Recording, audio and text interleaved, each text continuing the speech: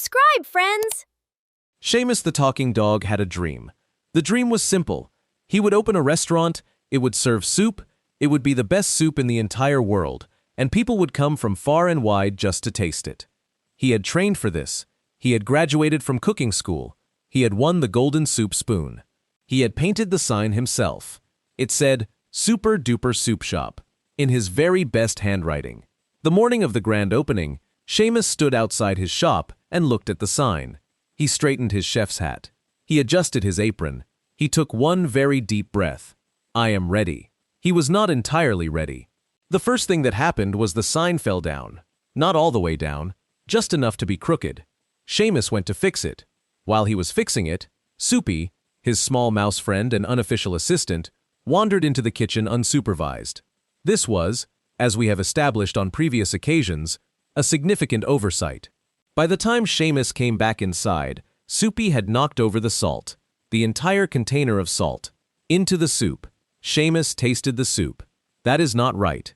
He looked at Soupy. Soupy looked at the empty salt container, then at the soup, then at Shamus, then at the ceiling, as if the ceiling had answers.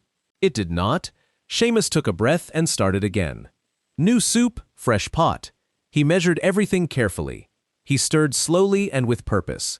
He tasted it at least 4 times. That is right. He was pleased. He was calm. He was ready. Then someone knocked on the door. It was 10 o'clock in the morning. The shop did not open until 11. Shamus checked his watch, then checked it again. He opened the door. Standing outside were 3 children. Their names were Tanner, Bella, and Matthew. Tanner had his hands in his pockets and was looking around with great curiosity. Bella was holding a notebook. Matthew already had something on his face, though the shop had not yet opened and no soup had been served. Are you open? We open at 11. It is almost 11. It is 10 o'clock. Close enough. Shamus looked at them for a moment. Then he opened the door wider. Come in, but do not touch anything. Matthew immediately touched something. Shamus seated them at the best table, which was also the only table that had all 4 of its chairs. He brought them menus. He had made the menus himself. They had 1 item on them. Is this the whole menu? It is today's menu. It only says soup. That is correct. What kind of soup? Very good soup. But what is in it? Shamus thought for a moment. Everything that needs to be in it. Tanner seemed satisfied with this answer. Bella wrote something in her notebook. Matthew nodded very seriously, which was impressive given that he was 4. Shamus went to the kitchen. Soupy was standing beside the pot, looking at it respectfully, which was the best Shamus could hope for. Do not touch the soup. Soupy looked at the soup, looked at Shamus, stepped very slightly away from the soup. Shamus ladled 3 bowls. He carried them carefully to the table. He set them down one by one. Then he stepped back and waited. Tanner tasted his soup. His eyes went wide. This is really good. Bella tasted her soup. She wrote something in her notebook.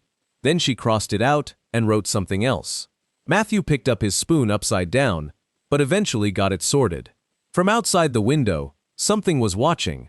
It was Chef Pierre. He was standing on the pavement with his arms crossed and his mustache arranged in an expression of professional skepticism. He looked at the sign. He looked at the 3 children eating soup with very great enthusiasm. He sniffed. He could smell the soup from outside. He did not go in. But he did not walk away either. Inside, Shamus stood by the kitchen door and looked at his 3 customers, and his 1 mouse assistant, and his 1 table, and his sign that was still just slightly crooked, and he thought about all of it. Then he went back to the kitchen. There was more soup to make. We are open. They were open. Hi friends! Buy these 3 great books by Gerald J. Roach on Amazon. First, Shamus makes a mess in cooking school. Then, a boy learns about his daddy's green thumb. And don't miss the soup. Subscribe and click the links below.